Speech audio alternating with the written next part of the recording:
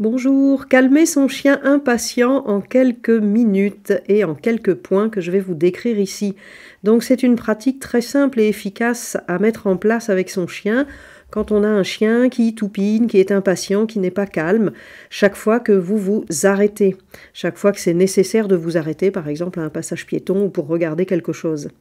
Donc quand vous marquez un temps d'arrêt et que votre chien n'est pas calme, quand vous êtes à un point d'arrêt et que votre chien est impatient, on va faire en sorte qu'il apprenne à se calmer et qu'il apprenne à patienter. Pour cela, vous allez pratiquer comme je vais vous l'indiquer dans les points suivants.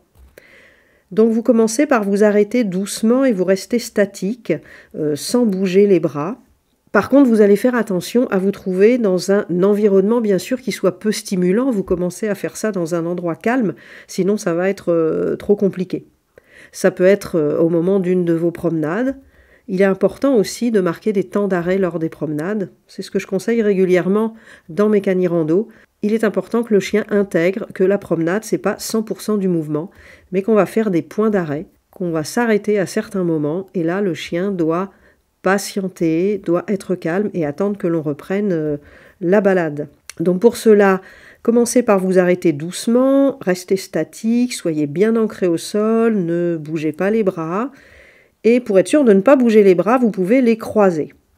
Donc vous êtes bien ancré au sol sur vos pieds et surtout vous n'actionnez pas la laisse. Ensuite, vous estimez la bonne longueur de la laisse afin que le chien puisse se coucher s'il le souhaite, pas sur ordre, qu'il fasse un « tu te poses, tu te relaxes », sans avoir de tension dans le cou avec une laisse qui serait trop courte et où le chien, s'il commençait à descendre pour se coucher, se trouverait pendu avec la laisse. Donc c'est pas du tout ce que l'on recherche. Donc laissez-lui suffisamment de longueur de laisse quand vous êtes en statique pour que, si jamais il se couche, qu'il puisse donc descendre au sol sans que ça lui tire dans le cou ou dans le dos s'il a un harnais. Bien sûr, je vous conseille de faire ça en non-verbal, c'est mon 3e point. Donc pas de consigne, pas d'ordre, on n'est pas en train de lui demander de se coucher, c'est pas sur ordre. On veut plutôt lui apprendre à patienter, à se calmer, à faire un tu te poses, que ce soit un comportement qui vienne du chien et on n'est pas sous l'ordre couché.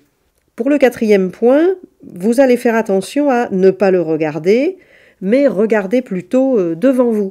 Alors bien sûr, vous pouvez le regarder du coin de l'œil, mais ne lui parlez pas, ne le regardez pas franchement, rentrez pas avec lui en communication visuelle, regardez plutôt un petit peu au loin.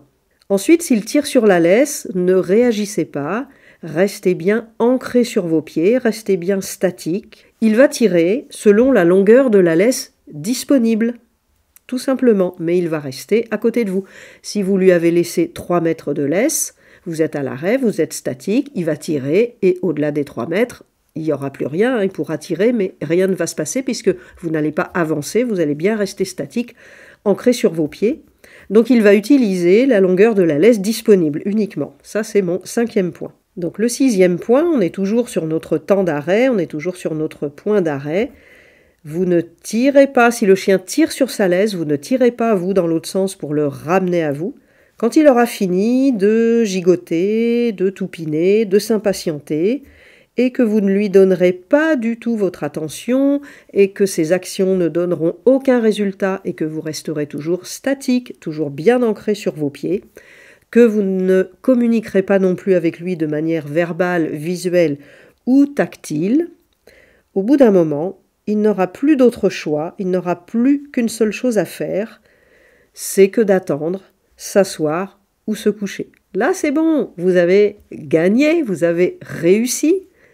On est arrivé à avoir un chien calme de lui-même. On est arrivé à avoir un chien qui patiente. On en est arrivé à avoir un chien qui a trouvé que se stabiliser, s'immobiliser à côté de vous, c'est la seule chose qu'il pouvait faire selon les possibilités du coup que vous lui avez laissées. À ce moment-là, vous avez 2 manières de le récompenser. Soit vous déposez une gourmandise plutôt au sol que dans la main. Je trouve souvent que c'est plus calme quand on dépose une gourmandise au sol. Ou soit vous reprenez la balade. Ça peut être aussi une récompense, le fait de se remettre en mouvement et le fait de reprendre la balade. Voilà, j'espère que ces petits conseils vont vous aider à avoir un chien plus calme et plus patient quand vous vous arrêtez. N'hésitez pas à venir m'en parler dans les commentaires, n'hésitez pas à me dire où vous en êtes de ce petit travail.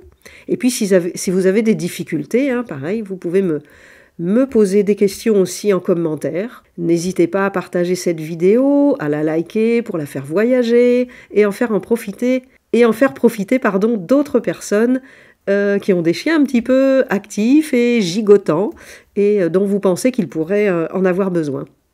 En tous les cas, je vous remercie de me suivre depuis si longtemps. Je vous remercie d'être fidèle à mes vidéos et autres posts et podcasts. Merci beaucoup et je vous dis à bientôt.